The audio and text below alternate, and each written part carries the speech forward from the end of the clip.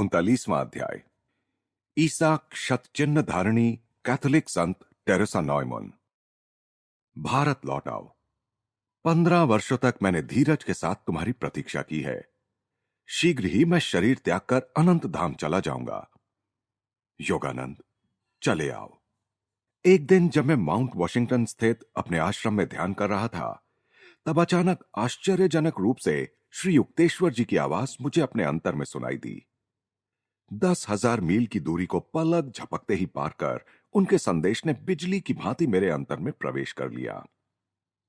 15 वर्ष। हां, मुझे एहसास हुआ यह सन 1935 है। मैंने अमेरिका में अपने गुरुदेव की शिक्षाओं का प्रसार करते हुए 15 वर्ष बिता दिए हैं।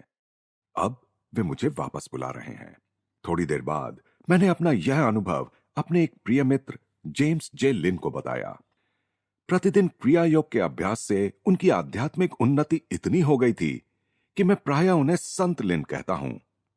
उनमें तथा दूसरे अनेक पाश्चात्यों में बाबा जी की उस भविष्यवाणी की पूर्ति देखकर मैं अत्यंत आनंदित होता हूं कि प्राचीन योग मार्ग के माध्यम से पाश्चात्य जगत में भी ईश्वर साक्षात्कारी संत पैदा होंगे। श्री लिन ने उदारतापूर्वक मेरी यात्रा के व्यय का सारा भार उठाने का प्रस्ताव रखा। इस प्रकार पैसे की समस्या हल होते ही मैंने जहाज से यूरोप होते हुए भारत जाने की तैयारी की। मार्च 1935 में मैंने सेल्फ रियलाइजेशन फेलोशिप को चिरस्थायी बनाने के लिए उसे कैलिफोर्निया राज्य के कानून के अंतर्गत एक धर्मनिरपेक्ष अलाभार्जक संस्था के रूप में पंजीकृत करा लिया। मेरे पास अपना जो कुछ था वह सब अपनी पुस्तकों के सर्वाधिकारों सहित मैंने सेल्फ रियलाइजेशन फेलोशिप को दान कर दिया। दूसरी अधिकांश धार्मिक एवं शैक्षणिक संस्थाओं की तरह ही सेल्फ रियलाइजेशन फेलोशिप भी अपने सदस्यों एवं अन्य लोगों के दान पर चलती है। मैंने अपने शिष्यों से कहा, मैं वापस आऊंगा। अमेरिका को मैं कभी नहीं भूलूंगा। लॉस एंजलिस में मेरे मित्रों द्वारा मुझे दिए गए विदाई भोज के दौरान मैं लंबे समय तक उनके चेहरे निहारता रहा। मेरे मन में कृतज्ञता से ओतप्रोत विचार आया, हे प्रभु, जो आपको ही एकमात्र दाता मानकर स्मरण करता है, उसके लिए मानवों के बीच कभी मित्रता की मधुरता का अभाव नहीं हो सकता। न्यूयॉर्क से मैं 9 जून 1935 को यूरोपा नाम के जहाज पर सवार होकर चल पड़ा। मेरे साथ 2 शिष्य थे, एक मेरे निजी सचिव श्री सी रिचर्ड राइट और दूसरी सिंसिनाटी की एक वृद्ध सी महिला मिस एटी ब्लेच। विगत सप्ताहों की अतिव्यस्तता और भागदौड़ के बाद समुद्र यात्रा के शांतिपूर्ण दिन बड़े सुहावने लग रहे थे, पर यह शांति अल्पकालिक ही रही। आधुनिक जहाजों की तेज गति के कुछ खेदजनक पहलू भी हैं। अन्य उत्सुक पर्यटकों की भांति ही हम लोग भी विशाल और प्राचीन महानगरी लंदन में घूमे। लंदन पहुंचने के दूसरे दिन मुझे कैक्सटन हॉल में एक विशाल सभा को संबोधित करने का निमंत्रण मिला। इस सभा में व्याख्यान शुरू करने से पहले सर फ्रांसिस यंग हस्बैंड ने लंदन के श्रोताओं को मेरा परिचय दिया। हमने सर हैरी लॉडर के अतिथि बनकर उनके स्कॉटलैंड के एस्टेट में आनंद पूर्वक एक दिन बिताया। कुछ दिन बाद हम लोग इंग्लिश चैनल को पार कर यूरोप महाद्वीप पहुंचे, क्योंकि मैं बवेरिया की एक विशेष तीर्थ यात्रा करना चाहता था। मैंने विचार किया कि कोनर स्रोत की महान कैथोलिक संत टेरेसा नॉयमन से मिलने का यही एकमात्र अवसर मुझे मिल सकता है। कई वर्ष पहले मैंने टेरेसा नॉयमन के बारे में एक आश्चर्यकारक लेख पढ़ा था। उस लेख में उनके बारे में जो जानकारी दी गई थी वह इस प्रकार थी। पहली, टेरेसा नॉयमन का जन्म 1898 में गुड फ्राइडे के दिन हुआ था। जब वे 20 वर्ष की थीं, तब एक दुर्घटना में वे अंधी हो गईं और साथ ही उन्हें पक्षाघात भी हो गया। दूसरी, द लिटिल फ्लावर के नाम से सुविख्यात लीसो की संत टेरेसा की कृपा से 1923 में उनकी दृष्टि चमत्कारिक ढंग से वापस आ गई। बाद में टेरेसा नॉयमन का पक्षाघात भी ठीक हो गया। तीसरी, 1923 से ईश्वर के प्रसाद रूप में चर्च से दिए जाने वाले छोटे से वेफर के अतिरिक्त टेरेसा नॉयमन ने अन्न जल का पूर्ण परित्याग कर दिया है। चौथी, 1926 में टेरेसा नॉयमन के माथे पर, छाती तथा हाथ पैरों पर ईसा मसीह के पवित्र घाव प्रकट हो गए। सूली पर चढ़ाए जाने से पूर्व और सूली पर चढ़ाए जाने के दौरान ईसा मसीह को जो जो यातनाएं दी गईं, उन सब यातनाओं को वे प्रति शुक्रवार अपने शरीर में अनुभव करती हैं। पांचवीं, टेरेसा नॉयमन को केवल अपने गांव की सरल जर्मन भाषा ही आती है, परंतु शुक्रवार के इन अनुभवों के दौरान भावावेश में वे कुछ ऐसे वाक्यों का उच्चारण करती हैं जिन्हें विद्वानों ने प्राचीन फिलिस्तीनी भाषा के रूप में पहचाना है। अपने इस दिव्य दर्शन के दौरान उचित अवसरों पर वे हिब्रू या यूनानी भाषा भी बोलती हैं। छठी, चर्च के अधिकारियों की अनुमति से कई बार टेरेसा नॉयमन को वैज्ञानिक निरीक्षण में भी रखा गया। प्रोटेस्टेंट जर्मन समाचार पत्र के संपादक डॉक्टर फ्रिट्ज गर्लिक इस कैथोलिक पाखंडी का भंडाफोड़ करने के लिए कोनर्सरूथ गए थे, पर मन में श्रद्धा लिए लौट आए और उन्होंने पूर्ण श्रद्धा भाव के साथ उनका जीवन चरित्र लिख डाला। हमेशा की तरह मैं किसी संत से मिलने के लिए लालायित रहता था, चाहे मैं पूर्व में रहूं या पश्चिम में। जब हम लोग 16 जुलाई को कोनर्सरूथ पहुंचे तो मैं आनंद से पुलकित हो उठा। बवेरियाई किसानों को हमारी फोर्ड कार, इसे हम लोग अमेरिका से अपने साथ लाए थे, और उसमें बैठे अलग अलग प्रकार के लोगों, एक युवा अमेरिकन पुरुष, एक प्रौढ़ महिला और कोट के कॉलर के नीचे अपने लंबे केशों को दबाए एक श्यामवर्णी भारतीय को देखकर काफी कुतूहल हो रहा था। टेरेसा नॉयमन का घर साफ सुथरा था। घर के पास ही स्थित पुराने कुएं के पास सुंदर सुंदर फूल खिले हुए थे, परंतु अफसोस, घर बंद और सुनसान था। पड़ोसियों और उस समय पास से गुजर रहे पोस्टमैन को भी कोई जानकारी नहीं थी। इतने में वर्षा भी होने लगी। मेरे साथियों ने लौट चलने की राय दी। नहीं, मैंने दृढ़ता के साथ कहा, जब तक टेरेसा नॉयमन के पास पहुंचने का कोई ना कोई सूत्र मेरे हाथ नहीं लगता, मैं यहां से हिलने वाला नहीं। 2 घंटे बाद भी हम उस घोर वर्षा के बीच अपनी कार में ही बैठे रहे। मैंने शिकायत भरा निश्वास छोड़ते हुए कहा, भगवान, यदि उन्हें यहां नहीं होना था तो आप मुझे यहां तक लाए ही क्यों? इतने में एक अंग्रेजी भाषी व्यक्ति हमारे पास आकर खड़ा हो गया। उसने नम्रतापूर्वक अपनी सहायता प्रदान की। उसने कहा, मैं निश्चित तो नहीं जानता कि टेरेसा नॉयमन कहां है, परंतु वे प्रायः ही यहां से 80 मील दूर आइकस्टाट विश्वविद्यालय में वहां के विदेशी भाषाओं के प्रोफेसर फ्रांस वुड्स से मिलने जाती हैं। दूसरे दिन सुबह हम लोग कार से छोटे से शांत नगर आइकस्टाट में जा पहुंचे। डॉक्टर वुड्स ने प्रेम पूर्वक अपने घर में हमारा स्वागत किया। हां, टेरेसा नॉयमन यही है। उन्होंने टेरेसा नॉयमन के पास संदेश भेजा कि कोई उनसे मिलने आए हैं। संदेश ले जाने वाला शीघ्र ही उनके उत्तर के साथ वापस आया। यूं तो बिशप ने मुझे उनकी अनुमति के बिना किसी से मिलने के लिए मना किया है, परंतु भारत के इस संत से मैं अवश्य मिलूंगी। उनके इन शब्दों ने मेरे हृदय को छू लिया। डॉक्टर वुड्स के पीछे पीछे मैं सीढ़ियां चढ़कर ऊपर के बैठक खाने में गया। टेरेसा नॉयमन तुरंत ही वहां आ गईं। उनसे शांति और आनंद निसृत हो रहा था। उन्होंने काला गाउन और सफेद मस्तकावरण धारण कर रखा था। उनकी आयु इस समय 37 वर्ष की थी, परंतु वे उससे काफी कम उम्र की दिख रही थीं। उनके चेहरे पर एक शिशु सुलभ मोहकता और उत्फुल्लता झलक रही थी। स्वस्थ सुगठित शरीर, गुलाबी गाल और आनंदी स्वभाव। और यह वो संत है जो सदा निराहार रहती हैं। टेरेसा नॉयमन ने अत्यंत सौम्यता के साथ मुझसे हाथ मिलाया। एक दूसरे को ईश्वर प्रेमी के रूप में पहचानते हुए हम दोनों के मुखों पर मौन मिलन की मृदु मुस्कान खेल रही थी। डॉक्टर वुड्स ने कृपापूर्वक दुभाषिए का काम किया। जब हम लोग बैठ गए तो मेरे ध्यान में आया कि टेरेसा नॉयमन कुतूहल के साथ अपनी भोली भाली नजर से मुझे देख रही थी। स्पष्ट था कि बवेरिया में हिंदू कभी कभी ही दिखाई देते थे। क्या आप कभी कुछ नहीं खाती? मैं स्वयं उनके मुख से सुनना चाहता था। नहीं, प्रतिदिन सुबह 6 बजे केवल एक होस्ट के अलावा मैं कुछ नहीं खाती। यह होस्ट कितना बड़ा होता है? वह कागज के समान पतला और छोटे सिक्के के आकार का होता है। फिर उन्होंने कहा, मैं उसे केवल ईश्वर के प्रसाद के रूप में लेती हूं।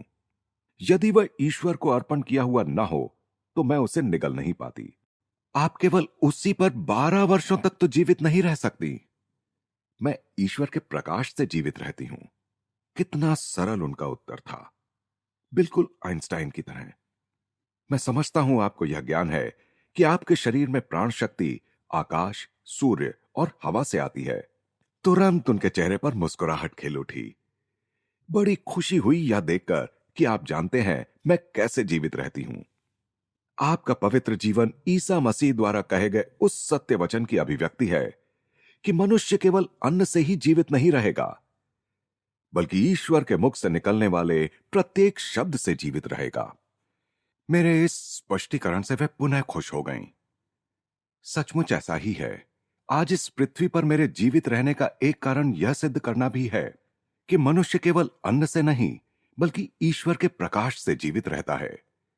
क्या आप दूसरों को भी अन्न के बिना जीवित रहना सिखा सकती हैं? ऐसा प्रतीत हुआ कि इस प्रश्न से उन्हें कुछ आघात सा लगा। मैं ऐसा नहीं कर सकती। ईश्वर की ऐसी इच्छा नहीं है। जब मेरी दृष्टि टेरेसा नॉयमन के मजबूत सुंदर हाथों पर पड़ी, तो उन्होंने प्रत्येक हाथ के पिछले हिस्से में बना हाल ही में भरा एक एक वर्गाकार घाव दिखाया।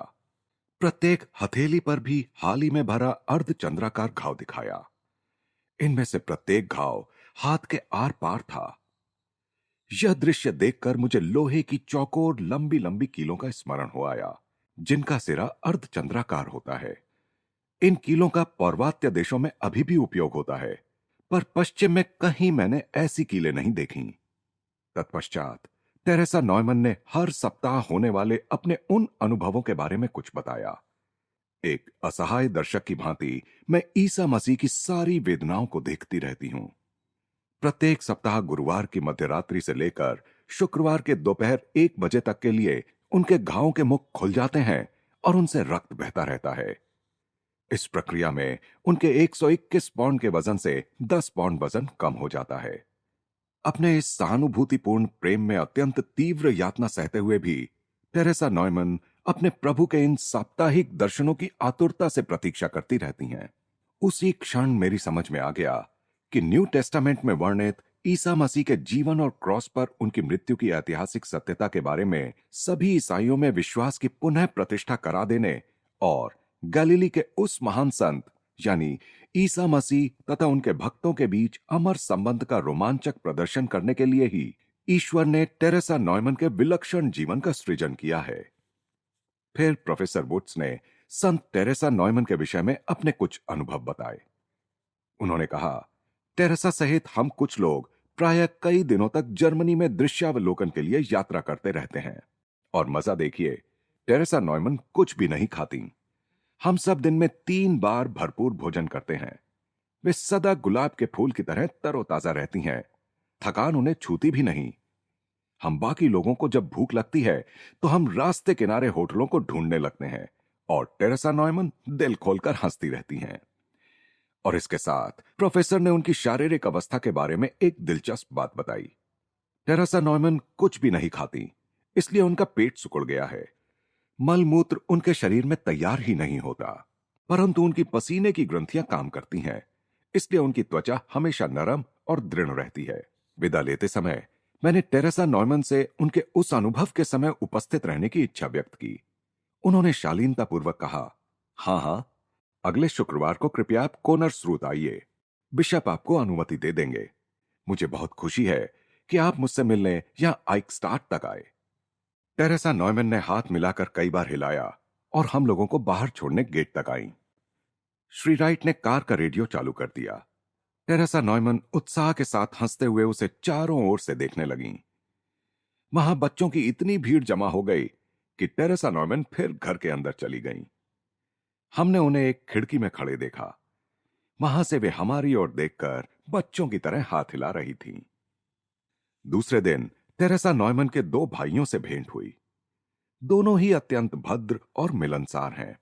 उनके साथ बातचीत से पता चला कि टेरेसा नॉयमन रात में केवल 1-2 घंटे ही सोती हैं। शरीर में इतने सारे घाव होने के बावजूद वे सतत सक्रिय और उत्साह से भरपूर रहती हैं। उन्हें पक्षियों से अत्यधिक प्रेम है। एक जलाशय की मछलियों की भी वे देखभाल करती हैं और प्रायः अपने बगीचे में काम करती रहती हैं।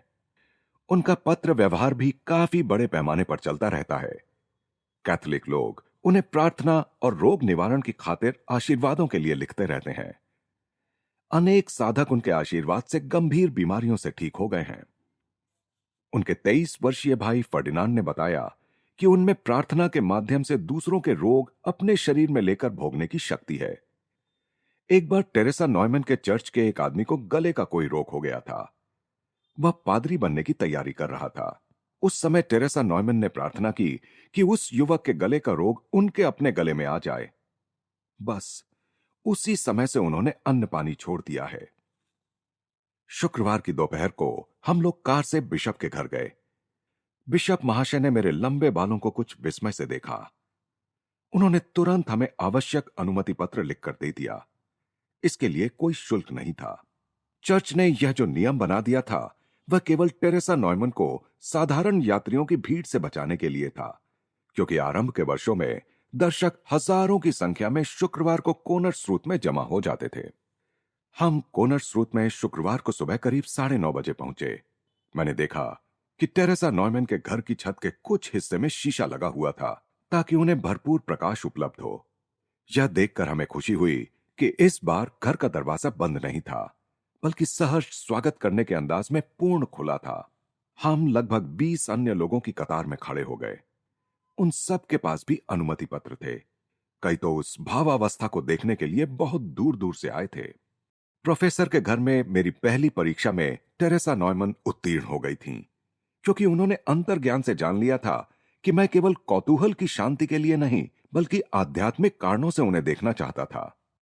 मेरी दूसरी परीक्षा इस बात से संबंधित थी कि सीढ़ियों से ऊपर उनके कमरे में जाने से पहले उनके मन में चल रहे विचार जानने के लिए और उनकी अंतर्दृष्टि को दिखने वाले दृश्य देख पाने के लिए मैंने एक यौगिक भावावस्था में प्रवेश कर लिया, जिससे उनके अंतर जगत के साथ मेरा संबंध जुड़ जाए। फिर मैंने उनके कमरे में प्रवेश किया, जो दर्शकों से भरा हुआ था। टेरेसा नॉयमन एक पलंग पर सफेद परिधान में लेटी हुई थी। श्री राइट मेरे ठीक पीछे ही थे। कमरे का विलक्षण और भयंकर दृश्य देखकर मैं दरवाजे की चौखट के पास ही विस्मय चकित होकर खड़ा रह गया। टेरेसा नॉयमन की निचली पलकों से रक्त की लगभग 1 इंच चौड़ी धार लगातार बह रही थी। उनकी आंखें ऊपर की ओर उठकर ललाट के मध्य में स्थित आध्यात्मिक चक्षु पर लगी हुई थीं। उनके मस्तक पर लपेटा हुआ वस्त्र कांटों के ताज से हुए घावों से निकलने वाले रक्त से लथपथ हो गया था। उनके श्वेत परिधान पर हृदय के ऊपर लाल धब्बा बन गया था। यह रक्त उनके शरीर के बाएं तरफ हुए एक घाव से निकल रहा था, जिस स्थान पर युगों पूर्व ईसा मसीह के शरीर में सैनिक ने भाला चुभोया था। टेरेसा नॉयमन के दोनों हाथ मात्र करुणा के आग्रही भाव में ऊपर उठे हुए थे। उनके चेहरे पर यातना की छाया और दिव्य आभा दोनों दिखाई पड़ रही थीं। उनका शरीर पहले से काफी दुबला दिखाई दे रहा था और वह आंतरिक तथा बाह्य कई प्रकार के सूक्ष्म परिवर्तनों से युक्त प्रतीत हो रहा था। वे धीरे धीरे किसी विदेशी भाषा में अस्पष्ट सा कुछ बोल रही थीं। उनकी अतीन्द्रिय दृष्टि में दिखने वाले लोगों से वे किंचित कांपते होठों से बोल रही थीं। चूंकि मैंने पहले ही उनकी चेतना के साथ अपना अंतर संबंध जोड़ लिया था, अतः मुझे वह सब दिखाई देने लगा जो उन्हें दिख रहा था। वे ईसा मसीह को उनका उपहास करती भीड़ के बीच से लकड़ी का क्रॉस उठाए जाते देख रही थीं। अचानक व्याकुल होकर टेरेसा नॉयमन ने अपना सिर ऊपर उठाया, क्योंकि ईसा मसीह नीचे गिरकर क्रॉस के भारी वजन के नीचे दब गए थे। इसी के साथ वह दृश्य लुप्त हो गया। प्रचंड करुणा और खेद के वेग से क्लांत होकर टेरेसा नॉयमन तकिए पर निढाल हो गई। उसी समय मुझे अपने पीछे धड़ाम से कुछ गिरने की आवाज सुनाई दी। एक पल के लिए पलट कर देखा तो चित अवस्था में एक शरीर को उठाए 2 आदमी बाहर ले जा रहे थे, परंतु उस समय मैं अपनी अधिचेतन भावावस्था से बाहर आ ही रहा था, इसलिए धराशायी हुए उस व्यक्ति को पहचान नहीं सका। मैंने फिर से अपनी दृष्टि टेरेसा नॉयमन के चेहरे पर स्थिर की। रक्त धाराओं में डूबा वह चेहरा मुर्दे के समान पीला पड़ गया था, परंतु अब उस पर शांति छाई थी और पवित्रता उससे निःसृत हो रही थी। बाद में मैंने अपने पीछे की ओर दृष्टि दौड़ाई तो देखा कि श्री राइट अपने गाल पर हाथ दबाए खड़े थे और उनके गाल से रक्त निकल रहा था। मैंने चिंतित होकर पूछा, डिक, क्या तुम ही गिर पड़े थे? हां। वह भयावह दृश्य देखकर मुझे चक्कर आ गया था। मैंने सांत्वना देते हुए कहा, खैर, फिर से आकर वही दृश्य देखने का साहस तो तुम में है। और भी दर्शनार्थी हमारे पीछे कतार में खड़े थे। अतः श्री राइट और मैं मन ही मन टेरेसा नॉयमन से विदा लेकर उनकी उपस्थिति से पवित्र हुए उस स्थान से बाहर आ गए। दूसरे दिन हम लोग दक्षिण की ओर निकल पड़े। हमें इस बात की खुशी थी कि हमें ट्रेनों पर निर्भर नहीं रहना पड़ रहा था और हम गांव में जहां चाहे अपनी फोर्ड कार रोक सकते थे।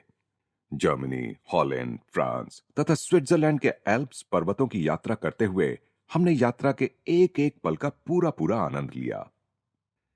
इटली में हम लोग विनम्रता की साक्षात मूर्ति असीसी के सेंट फ्रांसिस का दर्शन करने के लिए विशेष रूप से गए। हमारी यूरोप यात्रा यूनान में आकर समाप्त हुई। यूनान में हम लोगों ने एथेनियन मंदिरों के दर्शन किए और वह कारागार भी देखा जहां सुकरात ने विषपान किया था। यहां प्राचीन यूनानियों ने जिस प्रकार हर कहीं सफेद पत्थर में कलाकृति करते हुए अपनी अद्भुत कल्पनाओं को साकार रूप दिया है, उसे देखकर मन उनकी प्रशंसा किए बिना नहीं रह सकता। यूनान से हम लोग जहाज पर सवार हुए और भूमध्य सागर को पार कर फिलिस्तीन में उतर गए। उस पवित्र भूमि में कई दिनों तक रोज भ्रमण करके तीर्थ यात्रा के महत्व का मुझे और भी अधिक एहसास हो गया। सूक्ष्मग्राही हृदय के लिए फिलिस्तीन में ईसा की महिमा सर्वत्र व्याप्त है। मैंने श्रद्धा भाव से ईसा मसीह के साथ बेथलहेम, गतसमनी, कैलवरी, पवित्र माउंट ऑफ ओलिव्स की पदयात्रा की तथा जॉर्डन नदी एवं गैलीली के समुद्र तटों पर घूमा। जहां ईसा का जन्म हुआ था वह नांद, जोसेफ की बढ़ई की दुकान, लाजरस की कब्र, मार्था और मेरी का घर, ईसा के अंतिम भोज का कमरा, इन स्थानों के भी हम लोगों ने दर्शन किए। वह प्राचीन काल सजीव हो उठा। युग युगांतर के लिए ईसा मसीह द्वारा वहां अभिनीत किए गए दिव्य नाटक के दृश्य पर दृश्य मेरी दृष्टि के सामने प्रकट होने लगे। अब मिस्र, उसका आधुनिक शहर कायरो और प्राचीन पिरामिडों को हमने देखा। फिर जहाज से लाल सागर को पार करते हुए विशाल अरब सागर में और सीधे भारत।